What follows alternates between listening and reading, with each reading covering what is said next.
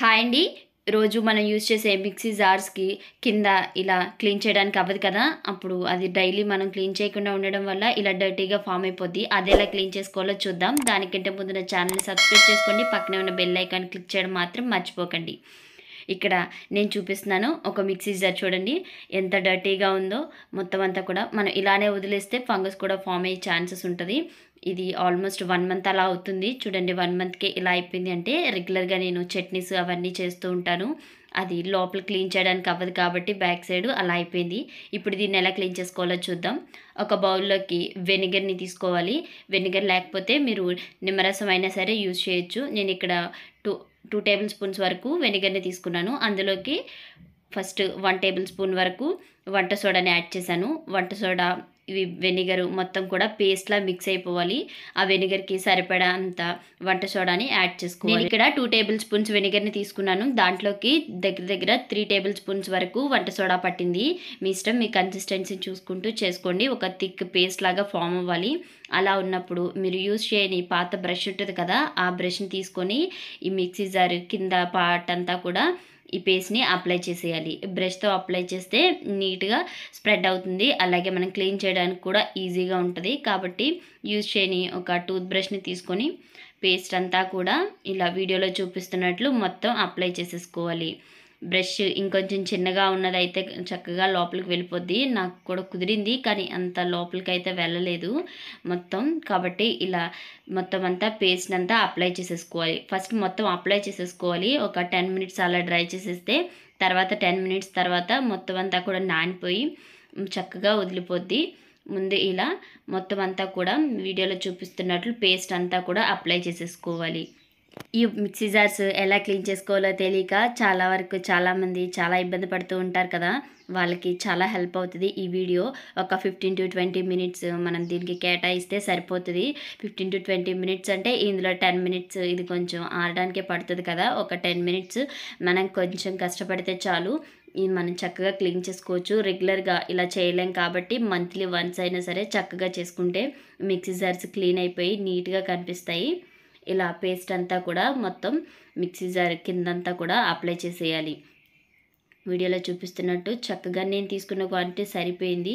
ఎక్కువైనా ఏం ప్రాబ్లం ఉండదు. ఎందుకంటే టోటల్ 3 జార్స్ ఉంటాయి కాబట్టి చక్కగా క్లీన్ చేసేసుకోవచ్చు. ఇది ఒక ప్రాసెస్. నేను ఇంకొక ప్రాసెస్ కూడా చూపిస్తాను. ఇప్పుడు దీన్ని ఒక 10 మినిట్స్ పక్కన పెట్టేసి ఆరనివ్వాలి. 10 మినిట్స్ తర్వాత తీసి చూస్తే కొంచెం ఇలా డ్రై అయిపోయి ఉంటుంది. ఇప్పుడు దీన్ని బ్రష్ తీసుకొని అదే పాత బ్రష్ తీసుకొని దాంతోటి ఇలా జస్ట్ ఇలా రుద్దుతూ ఉంటే మొత్తం అంతా కూడా వచ్చేస్తుంది. మనం ఇలా రుద్దుతున్నప్పుడే మనకు కనిపించేస్తుంది. చూడండి ఎంత చక్కగా వదిలిపోతుందో. డర్టీనెస్ అంతా కూడా చక్కగా పోతుంది. ఇక్కడ ప్రాసెస్ పర్వాలేదు. ఇది చిన్ని జార్ కాబట్టి బ్రష్ మధ్యలోకి వెళ్ళట్లేదు. అయినా సరే కొంచెం గట్టిగా రుద్దుతూ ఉంటే చక్కగా పోతుంది. మొత్తం అంతా ఫస్ట్ పైనదంతా కూడా నీట్‌గా క్లీన్ చేసేసుకోవాలి. తర్వాత ఈ మధ్యలో సైడ్స్‌లో కూడా బ్రష్‌ని లోపలికి పెట్టేసి గట్టిగా రుద్దేస్తే గనుక మొత్తం అంతా పోతది. మిక్సీ ఈజీగా క్లీన్ చేసేసుకుంటాం కానీ ఈ జార్స్ కింద ఉండే పార్ట్ మొత్తం క్లీన్ చేయాలి అంటే ఎవరికైనా సరే చాలా కష్టం. ఎందుకంటే అందులోకి మనం స్క్రబ్బర్ పెట్టలేము. స్క్రబ్బర్ పెట్టినా సరే ఏమి వదలదు. గట్టిగా అయిపోద్ది కదా! అక్కడ పట్టిన డర్ట్ అంతా కూడా. అందుకని ఇలా ఒకసారి ట్రై చేయండి. జస్ట్ 10 మినిట్స్‌లోనే చక్కగా మొత్తం అంతా కూడా రిమూవ్ అయిపోతుంది. ఈ డర్టీనెస్ అంతా కూడా చక్కగా పోతది. నేను రుద్దుతూ చూపిస్తున్నాను. ఇప్పటికే చాలా వరకు క్లీన్ అయిపోయింది. చూడండి ఎంత నీట్‌గా కనిపించేస్తుంది వీడియోలోనే.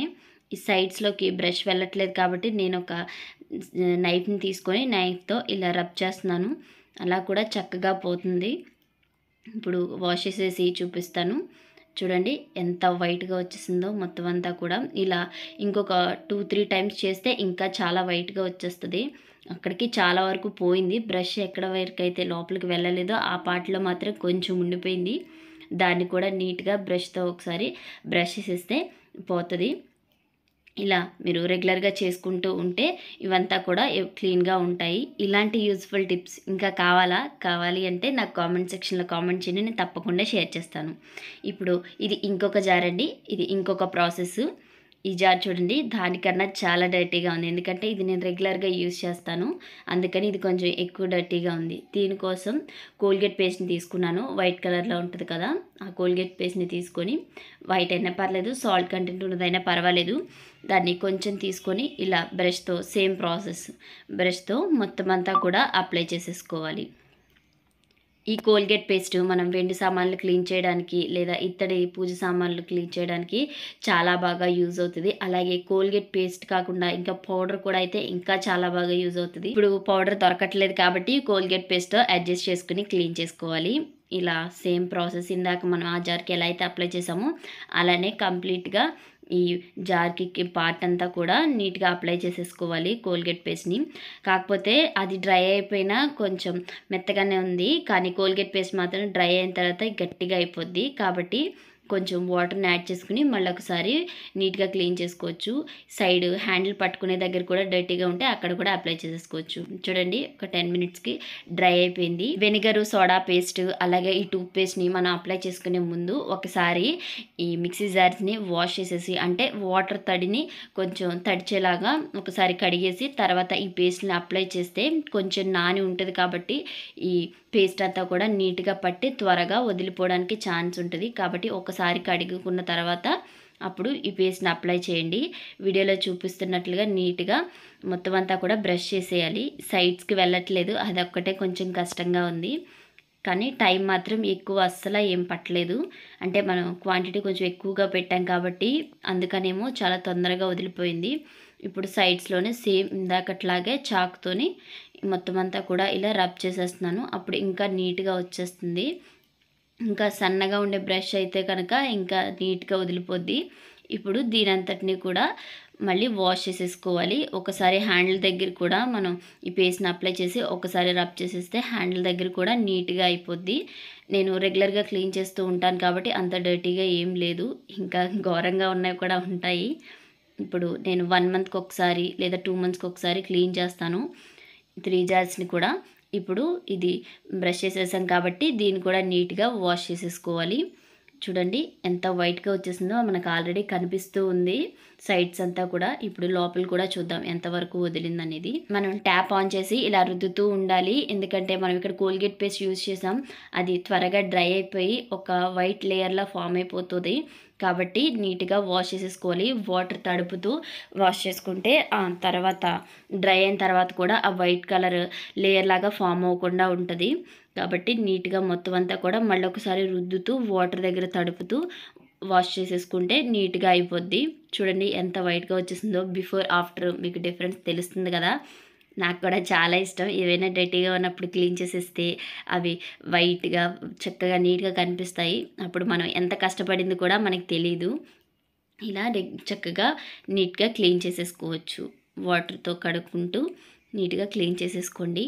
ఇలాంటి టిప్స్ మీకు యూజ్ అవుతాయి అనుకుంటే నా ఛానల్ని సబ్స్క్రైబ్ చేసుకోండి. అలాగే నేను పెట్టే ఇలాంటి మరిన్ని వీడియోస్ మీకు రావాలి అనుకుంటే పక్కన బెల్ ఐకాన్ని కూడా క్లిక్ చేయండి. నేను పెట్టే ప్రతి వీడియో మీకు నోటిఫికేషన్గా వస్తుంది. అలాగే ఈ వీడియో ఎవరికైనా యూజ్ఫుల్ హెల్ప్ఫుల్ అవుతుంది అనుకుంటే వాళ్ళకి తప్పకుండా షేర్ చేయండి. చూడండి 2 జార్స్ కూడా ఎంత నీట్గా క్లీన్ అయిపోయాయో. 2 ప్రాసెస్ కూడా చక్కగా యూజ్ అయ్యాయి, ఎలా అయినా క్లీన్ చేసుకోవచ్చు. కాకపోతే పేస్ట్ పెట్టింది ఏంటి అంటే ఆ వైట్ కలర్లా లేయర్ లాగా ఫామ్ అవ్వకుండా కొంచెం సేపు రుద్దుతూ ఉండాలి.